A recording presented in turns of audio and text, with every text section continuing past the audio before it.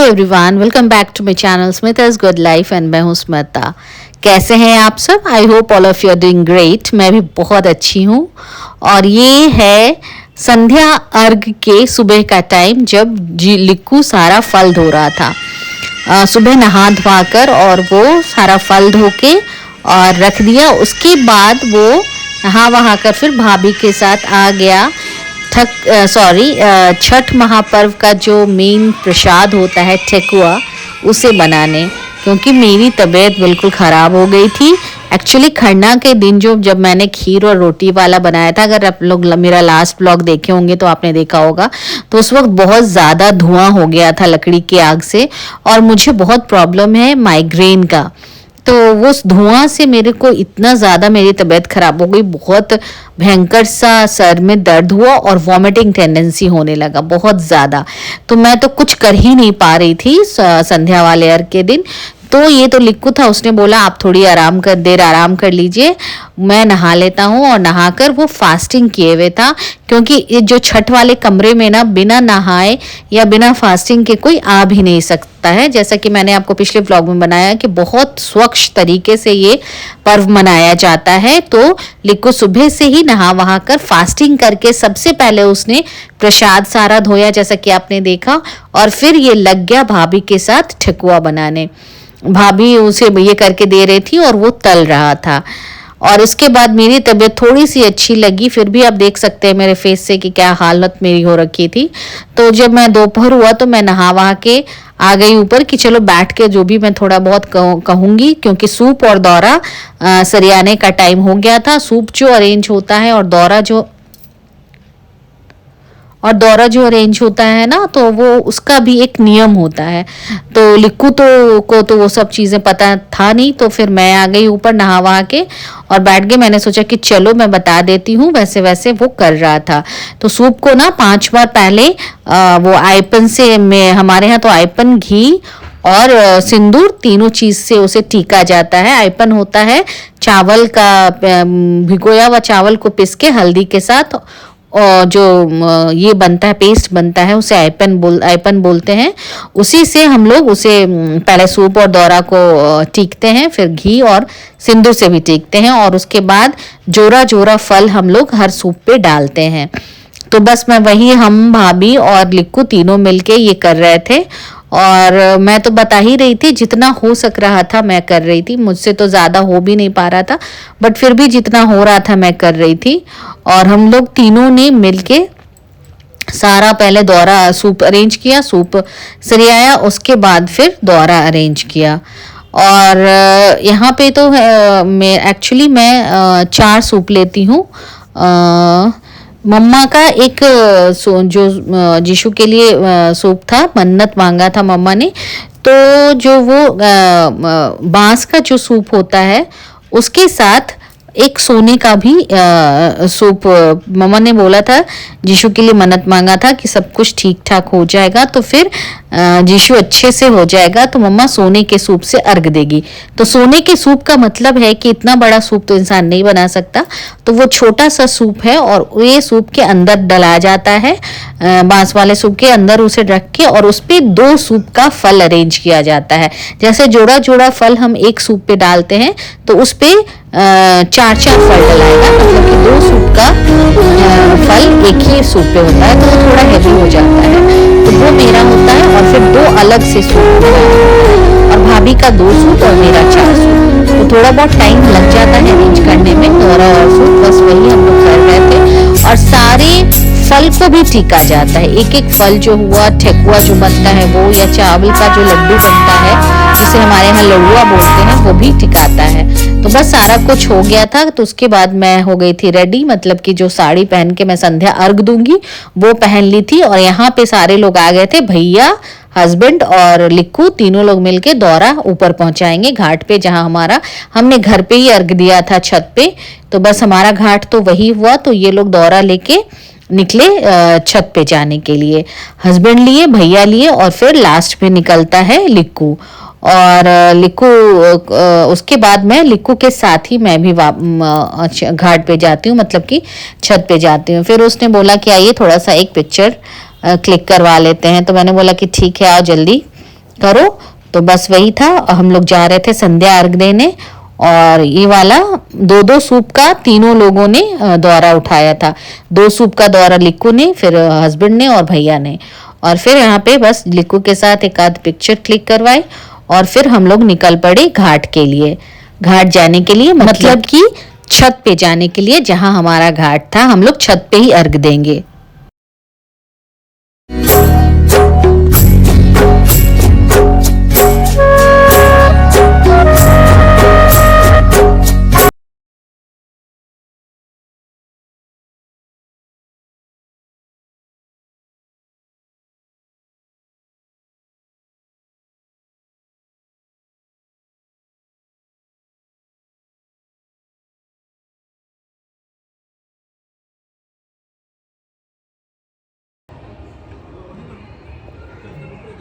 Sanji Sanji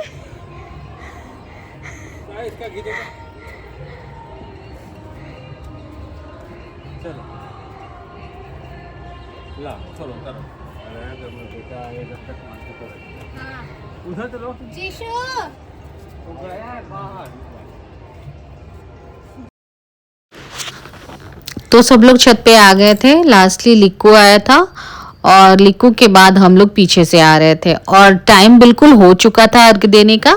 5:08 का time था, और उस दिन क्लाउडी वेदर था, तो सूर्य भगवान तो हमें दिख नहीं रहे थे क्योंकि बहुत ही ज़्यादा क्लाउडी वेदर था। तो हम लोगों ने टाइम के हिसाब से ही अर्घ दिया। 5:08 पे सनसेट का टाइम था। और जैसा कि आप जानते हैं कि छठ महापर्व ही एक ऐसा पर्व है जहाँ पे हम लोग डूबते हुए सूरज और उगते हुए सूरज दोनों की पूजा करते हैं। तो ये संध्या अर्घ थी, जब हम डूबते हुए सूर्य भगवान को अर्घ देंगे। तो बस टाइम एक्चुअली हो चुका था। हम लोग पहले बुआ लोग चढ़ी धीरे धीरे, फिर मैं और भाभी भी आ गए थे छत पे, और टाइम बिल्कुल हो गया था। 5:03 हो रहा था। तो हमने बोला कि हमें कम से कम जब हम अर्घ देते हैं उससे 5 मिनट या 10 मिनट पहले पानी में खड़े होते हैं। तो बस वही था कि हमने जल्दी जल्दी से हम लोग पानी के अंदर गए और पानी से स्नान किया, और बिल्कुल साफ पानी, स्वच्छ पानी ये होता है इसमें जो डाला रहता है। और स्नान जब हम लोग कर लेते हैं इस पानी से, तो फिर ऊपर से हमें गंगा जल दिया जाता है, एक एक लोटा, जिससे कि हम लोग फिर एक बार गंगा जल भी डाल लेते हैं ऊपर से। तो बस ये सारा मतलब कि पानी भी स्वच्छ हो जाता है और हम भी स्वच्छ हो जाते हैं। तो बस वही किया हमने, जल्दी जल्दी से नहाकर पानी डालकर अपने ऊपर। और थोड़ी देर के लिए हम क्या करेंगे कि सूर्य भगवान के ध्यान में जल में खड़े रहेंगे, और उसके बाद फिर थोड़ी देर के बाद फिर हमारा मतलब अर्घ देंगे, जो हमारा नियम होता है। तो बस वही हम कर रहे थे। और ये मैं यहाँ पे नाक पकड़ के पानी डाल रही हूँ, क्योंकि हम लोगों ने जो नथिया पहना था वो पानी के बहाव से निकल जाता है या गिर जाता है ऊपर से चेन से। तो बस उसी तरीके से किया जैसा कि आपने देखा। और ऐसे ही पानी से नहाने के बाद एंड में जिस बर्तन से हम नहा रहे हैं उसमें थोड़ा सा 1 लोटा गंगा जल लेके ऊपर से डाल लेते हैं। तो बस ये हमारा जो भी ये होता है स्वच्छ हो जाता है। और फिर ये देखिए थोड़ी देर के लिए हम लोग सूर्य भगवान के ध्यान में यहाँ पे खड़े रहेंगे।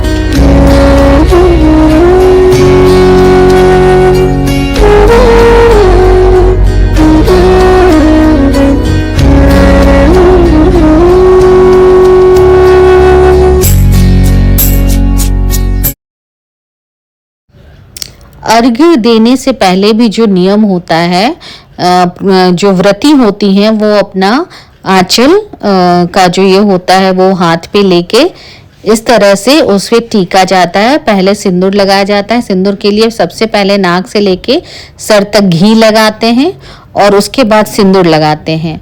और जब हमारा ऊपर सिंदूर लगाया हुआ हो जाता है, तब हम अपने हाथ पे जो आंचल लेते हैं उस पे आयपन डलाता है। आयपन जैसा कि मैंने आपको बताया चावल और हल्दी का पेस्ट होता है।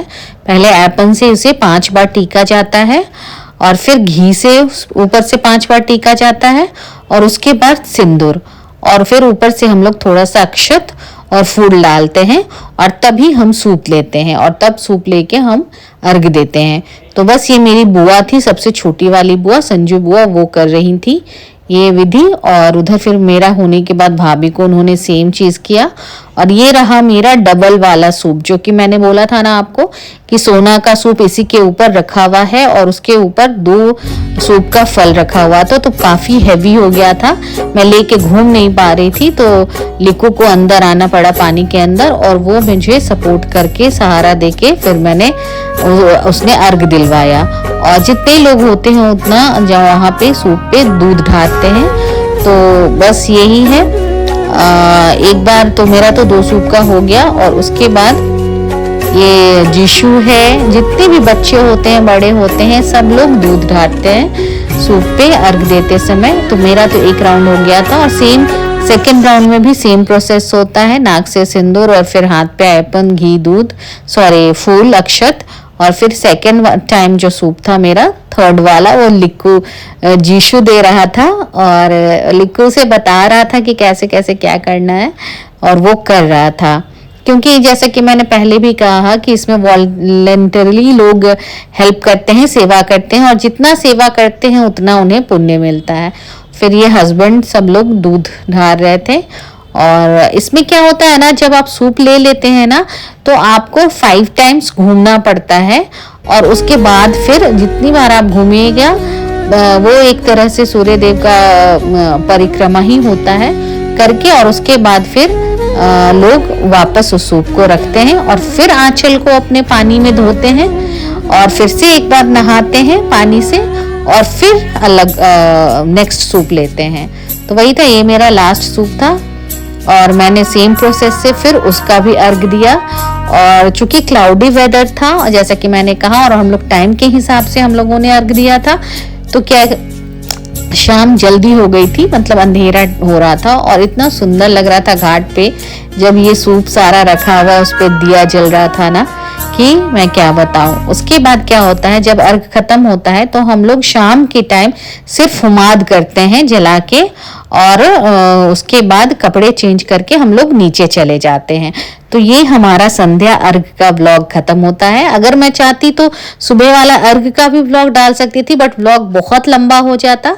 तो नेक्स्ट व्लॉग का वेट कीजिए जिसमें मैं आपको सुबह वाली भोर वाला जो अर्घ होता है उसका व्लॉग दिखाऊंगी। अगर आपको व्लॉग अच्छा लगा होगा तो वीडियो को लाइक शेयर सब्सक्राइब जरूर कीजिएगा और नए हैं तो चैनल को भी सब्सक्राइब कर दीजिएगा। मिलती हूँ मैं फिर आपसे अगली वीडियो में, तब तक के लिए tata bye bye, take care and thanks for watching.